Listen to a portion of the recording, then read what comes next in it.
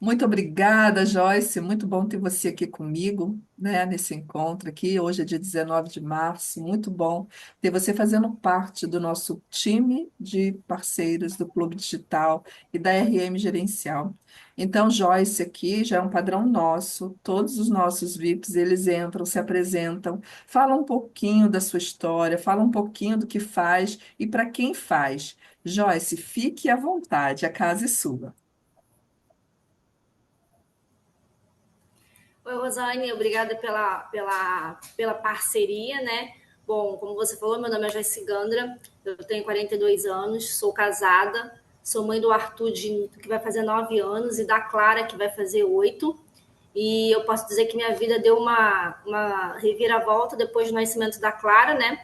Que devido a uma hipóxia no parto, ela teve uma lesão gravíssima cerebral. Então, hoje ela é uma criança que é acamada, uma criança que respira com um aparelho na maior parte do tempo, se alimenta por sonda e tem traqueostomia. A Clara no hospital, ela foi diagnosticada como vida vegetativa.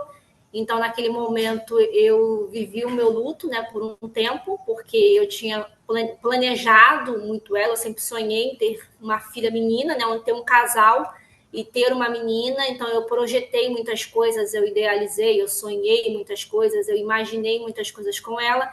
E quando aconteceu isso, eu vi o meu sonho indo por água abaixo, né? Cada conversa com o médico ia mais longe ainda daquilo que eu sonhava para ela. Vivi o meu tempo ali de aprisionamento, né? Eu costumo dizer que eu me enfiei dentro de uma bolha com ela, porque naquele momento, na minha cabeça, eu achava que só ela dependia de mim, ninguém mais precisava de mim, todo mundo andava, falava, comia, sabia reclamar se alguém fizesse alguma coisa e ela não. Então eu vivi por muitos anos em função dela, né? Em querer fazer com que a minha família vivesse o diagnóstico dela, inclusive o meu filho, que a diferença é pouco tempo. E eu costumo dizer que o corpo ele fala, né? E na época eu não procurei ajuda, eu não me tratei, não cuidei da minha mente, não cuidei do meu psicológico, porque foi algo que eu não esperava que acontecesse. Então eu me relaxei, negligenciei a minha saúde. E depois de 4 anos eu fui diagnosticada com câncer. E assim, mais uma vez, né, eu recebi um diagnóstico, mas dessa vez comigo, porque o meu corpo deu sinais de que algo estava errado e eu negligenciei, porque na minha cabeça eu não precisava ligar para mim, era só minha filha. E no hospital, quando eu fui fazer a triagem lá no hospital, a médica sempre pergunta, né? Na sua família tem alguém com câncer? E eu disse que não. Eu continuei a conversa com ela e fui relatando o que tinha acontecido após o nascimento da minha filha. Foi quando ela me interrompeu e ela falou assim: já descobrimos o porquê. E eu fiquei sem entender. Eu falei assim: já descobrimos o porquê? Aí ela: você já ouviu falar sobre doenças psicossomáticas? Eu já tinha ouvido falar, mas eu nunca tinha me aprofundado. Então foi quando ela me explicou. Doenças psicossomáticas são doenças que têm ligação direta com o emocional, que quando não tratada, vira uma doença física. Então, assim, você passou por um alto índice de estresse, de preocupação, de ansiedade, de medo, de frustração, de tudo. E você não tratou. Então, o seu corpo teve que descarregar em alguém. E descarregou em você mesma, te fazendo passar por uma enfermidade. Então, foi quando eu entendi que aconteceu a situação, eu sou uma mãe de uma criança com deficiência, não posso voltar atrás, não posso enfiar ela na minha barriga de novo. Aconteceu, ela não tem culpa, eu não tenho culpa, a minha família não tem culpa, e que eu entendi que antes de amar a minha filha, eu tinha que me amar primeiro, porque se eu não ficasse bem, quem é que ia cuidar dela? Se eu morresse, quem é que ia cuidar dela? Seria, não tinha ninguém, porque tudo quem faz sou eu. Então eu tive que entender, não, eu preciso me olhar, eu preciso parar, respirar e entender que a vida mudou, que agora a minha rotina é diferente e eu preciso aceitar isso. Não aceitar com um aceitar de desistir, mas é um aceitar de que, não, o que eu posso fazer para resolver? O que eu posso fazer para ajudar? O que eu posso fazer para que essa situação fique menos pior, vamos botar assim. Então foi o que eu fiz, né? Eu comecei a me olhar com um olhar diferente, comecei a entender que eu podia usar tudo isso com um propósito de ajudar outras pessoas, principalmente a mãe atípica, porque a mãe atípica não é fácil, a carga é pesada, não é difícil, principalmente para uma mãe receber um diagnóstico. Tem muitas mães que acham que receber um diagnóstico é o fim do mundo, acabou tudo, a vida acabou, não tem mais o que ser feito. Eu entendi que tem sim, que receber um diagnóstico é só um ponto de partida, né? Mas a gente precisa aceitar essa realidade para ir em busca de ajuda. E foi o que eu fiz. Eu fui em busca de ajuda, primeiramente para mim, meu psicológico, para entender tudo que estava acontecendo e, de alguma forma, poder ajudar outras pessoas que vivem a mesma situação, que vão viver, porque todo dia uma mãe recebe o diagnóstico de um filho e todo dia essa mãe entra em desespero porque não sabe o que vai fazer, porque acha que ali é o ponto final da vida delas, né? E hoje eu uso isso, essa minha história com a Clara, e de ter passado por uma situação difícil, que foi também receber um diagnóstico, de dizer para essas mães que um diagnóstico é só um papel com um monte de letra e frase, mas que aquele diagnóstico ele só vai ser verídico na vida do filho se aquela mãe cruzar os braços. Se aquela mãe não cruzar os braços, não vai ser um diagnóstico, porque tem mães que cruzam os braços. Então, realmente, o filho daquela mãe vai viver do diagnóstico. E hoje a minha filha, ela veio para casa como vida vegetativa, como eu falei, e hoje ela não está mais nesse quadro, ela saiu desse quadro de vida vegetativa. Hoje ela já fica horas fora do respirador, hoje ela já fica em pé para andar. Então, assim, hoje eu tenho um diagnóstico, mas eu não vivo o diagnóstico, entendeu? Então, hoje a minha missão é falar isso para as mães, que você pode até ter um diagnóstico no papel, mas se você vai viver esse diagnóstico ou não, vai depender de você, de que forma que você vai levar a situação e de que forma você vai buscar ajuda para o seu filho. Perfeito, Joyce. Nossa, uma história incrível, linda. Eu sou muito fã da sua força, da sua resiliência, de você e do quanto, né, eu venho te acompanhando ao longo desse tempo. Joyce, hoje você tem um chamado. Você foi, né, conduzida para esse chamado. Ajudar mães na mesma situação parecida que a sua, a ter um outro olhar. E como que é esse desafio? Qual a proposta que você tem para essas mães? Como que elas podem chegar até você? Como que você as orienta? Fala um pouquinho mais dos seus projetos. Então, na verdade, o que eu passo para essas mães não são teorias, né? São coisas que eu vivenciei, são coisas que eu fiz que deu ruim, principalmente essa parte do autocuidado, que a gente tende a mesmo a não se preocupar com a gente, se preocupar só com o filho. Hoje eu tenho o meu Instagram, onde eu compartilho não só as transformações da minha filha, a parte de que ela evoluiu, mas também o que a maternidade atípica fez comigo em relação. Porque além de eu ser mãe, né, eu não tenho só um papel de mãe, eu sou uma mulher que ainda tem sonhos. E eu não posso deixar que os meus sonhos se percam.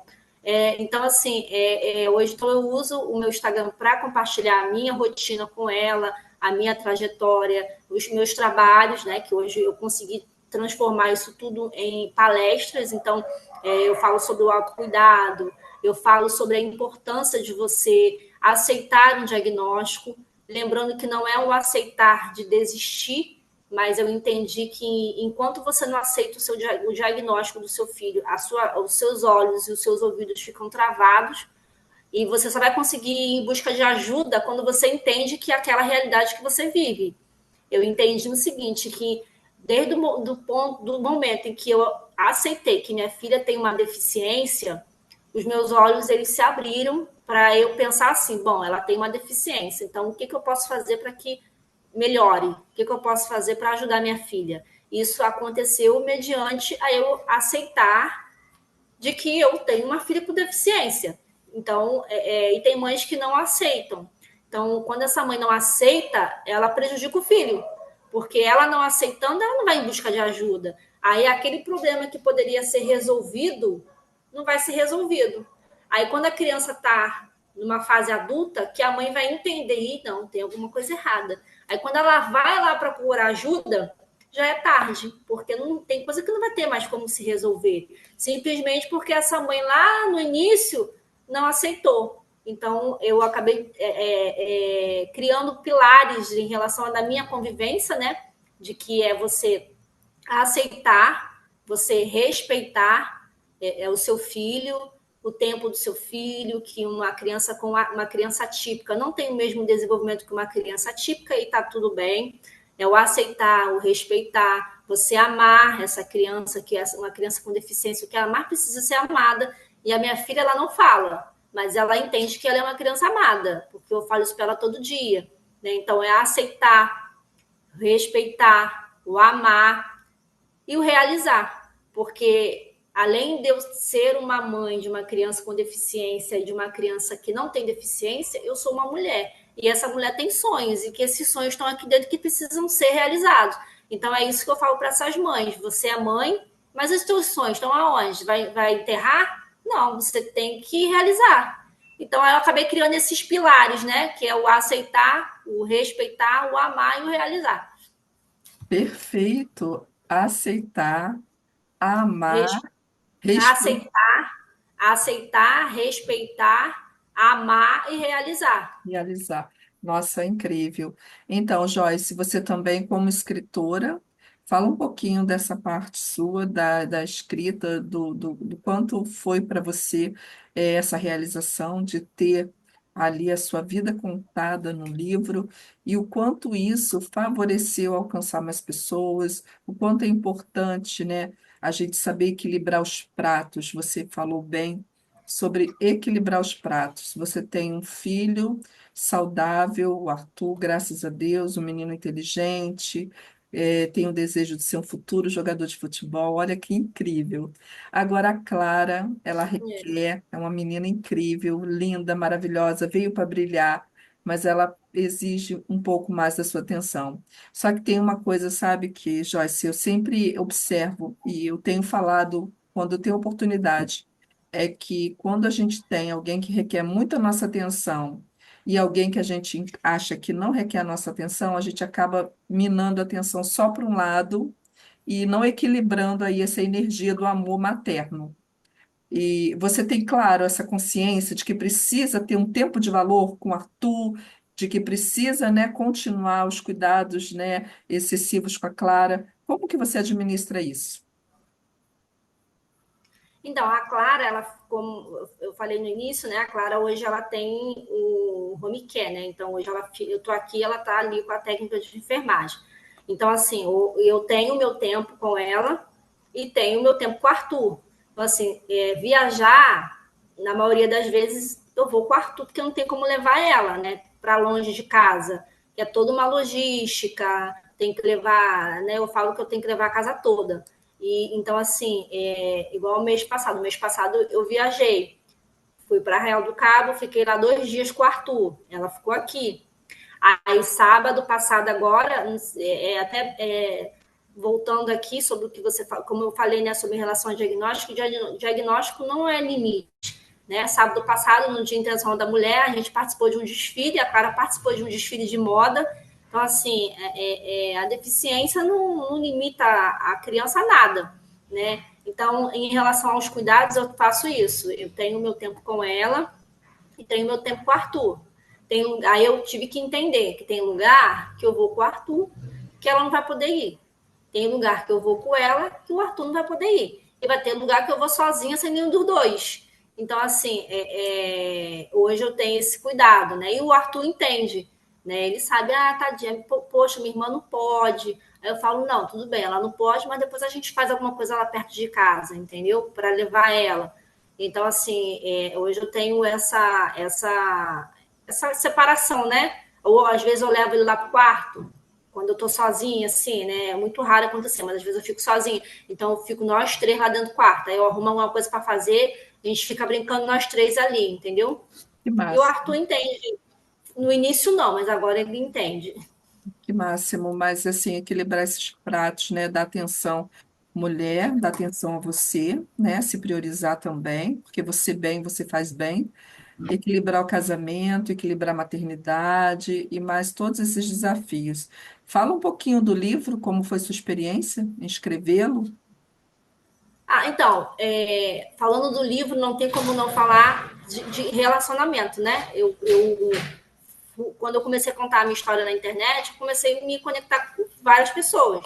Então, uma dessas pessoas me deu essa oportunidade, né? Me apresentou essa oportunidade, e na hora eu aceitei. Então, eu participei de um livro como coautora, né? Então, nesse livro são 23 mulheres comigo, né? Onde cada uma conta uma coisa, cada uma fala da sua vida, da sua superação, e ali eu falo, resumidamente, um pouquinho da minha história com a Clara. Claro que para mim foi um presente, porque eu sei que é um legado que você deixa, né, num livro, que eu sei que esse livro, como tinha muitas mulheres, então esse livro foi até para fora do Brasil, então eu sei que alguém em algum lugar vai ler, né, e é muito, gostei bastante. Joyce, maravilha. Contar um pouco da nossa experiência, do que vivemos e do que fizemos para chegar, né, onde a gente está, é muito importante. Isso dá, isso tem pessoas que estão se inspirando em você. Tem mães na mesma situação que a Clara, que você vive com a Clara, vivendo lá com seus filhos, se espelhando em você. Então, quando a gente sabe que não é só você, não é só a Joyce. É a Joyce, a Clara e mais uma multidão de mulheres que estão assim vibrando e se guiando pela tua experiência. Eu acho muito importante sim você contar. Assim, é cansativo? É, porque você está vivendo um momento difícil e você precisa ainda fazer disso um retrato de superação, né? Você vive a situação de dor, mas em contrapartida você acaba sendo uma pessoa que vai ajudar outras pessoas a entenderem que aquilo ali não foi dado como uma punição, mas que aquilo ali faz parte de todo um processo evolutivo que nós seres humanos temos que passar. Cada um do seu jeito passa algum tipo, né, de situação adversa. Uns ficam órfãos cedo, outros têm algumas necessidades, assim, com relação à maternidade, outros têm outros desafios. Mas a vida, né, Joyce, não sei se você vai concordar comigo, mas ela é um constante desafio. Então, nesse Sim, desafio, fazer dessa jornada que ela se torne leve para outras pessoas. Então, hoje a sua fala, por tudo que eu te acompanho e que você nos contou, é tornar mais suave o dia a dia de quem teve um diagnóstico, uma sentença. Porque assim, alguns médicos eles entregam um diagnóstico como uma sentença. E quem disse que isso é sim, sentença? Não é sentença. Você não aceitou esse diagnóstico. Aliás, perdão, você aceitou o diagnóstico, mas você não aceitou a sentença. sim. Muito bom te ouvir. E agora, como que as pessoas fazem para te achar, para falar com você, para completar suas palestras? Qual tipo de público que você busca hoje? Então, o meu público-alvo são mães de crianças com deficiência, né? Mas por eu ter passado pelo câncer, então pode se estender a mulheres que também viveram hoje, na verdade, o meu nicho, né? Tanto vem mães atípicas me procurar, como vem mães, mulheres que receberam o diagnóstico de câncer e muitas das vezes não tem com quem conversar. É uma rede de apoio, né? Assim como eu tive uma rede de apoio, hoje eu consigo ser rede de apoio de alguém. E isso é importante, porque, como eu falei no início, ninguém vence sozinho, você precisa de pessoas, né? Nem que seja para te ouvir. Então, hoje, tem mulheres que vêm me procurar quando tem algum evento assim para falar sobre como é receber um diagnóstico, eu também participo. Tem o meu Instagram, que é o Joyce Gandra, Joyce Gandra Pereira, arroba Joyce Gandra Pereira, que é o meu Instagram. Lá no link da bio tem o meu telefone, né, que me direciona direto para o WhatsApp. E aí a pessoa me chamando, eu mando meu Spotify, né, do meu Spotify, não, é que se fala, gente? Lá do contrato, né, social, explicando direitinho, valores, essas coisas. E, e lá eu compartilho, né, toda a minha vivência, toda a minha rotina com a Clara, como mãe, como mulher também. Que, na verdade, eu acabei desenvolvendo outra habilidade, né? Eu falo que nenhum problema, nenhuma dificuldade vem sem ensinar algo. Toda dificuldade vem te ensinando alguma coisa. E, no meu caso, me ensinou que eu tenho uma voz, coisa que antes eu não tinha, coisa que eu tinha, mas eu não usava. Né? Então, no meio da dificuldade, eu desenvolvi a habilidade de se comunicar, de falar, e hoje esse é o que eu falo, que é o que eu faço, né? Que eu acabei transformando em um trabalho, que é falar com as pessoas, inspirar pessoas, dizer que não é o fim, que tem muita vida pela frente, ser rede de apoio de alguém, incentivar alguém. Então, hoje, essa é a minha missão, que é inspirar e ajudar a acolher outras pessoas, outras famílias. Perfeito, Joyce. Fala um pouquinho da formação que você está fazendo. Você está fazendo pós-graduação em psicologia e aba. Fala um pouquinho do que te motivou a buscar essa formação, qual o seu objetivo é, no final desse curso. Então, eu sou formada em gestão de recursos humanos, né? Mas trabalhei bem pouco na área. E depois que eu me tornei mãe atípica, eu comecei a perceber e observar muitas coisas, inclusive comigo, né? Mudança de comportamento. Então, eu me interessei muito sobre isso, sobre comportamentos. Então, hoje eu também faço análise de perfil comportamental. Então, eu falei assim, vou fazer psicologia, porque lida muito com isso, né? Sobre como você vê, cuidar de alguém, você vê, dar uma técnica em relação ao comportamento, a você ajudar uma pessoa que está passando por algum momento e você ter ali técnicas para estar ali ajudando. Então, hoje eu faço pós em psicologia e pós em aba, que é a análise do comportamento, né? Que é para cuidar, trabalhar tanto em escola ou particular, de você identificar e ajudar o comportamento do autismo, do TEA, você analisar o comportamento de uma pessoa, né, no caso de uma criança, você descobrir o porquê que aquela criança tem aquele tipo de comportamento, e você é como se você fosse ensinar aquela criança desde o zero os comportamentos certos, corretos, né? Que tem criança que tem autismo que não sabe amarrar um cadastro. Mas não é porque ele não sabe, é porque ele não teve o ensinamento, ele não teve o tratamento. Então, a aba é mais para isso, né? Para você ensinar a criança a fazer o básico, né? Que é a análise do comportamento aplicado.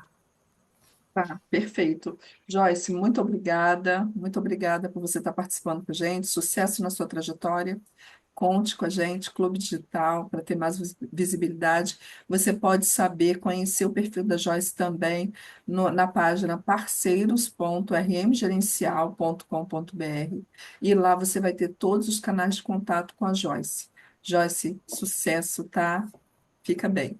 Obrigada, Fanny. Vamos junto.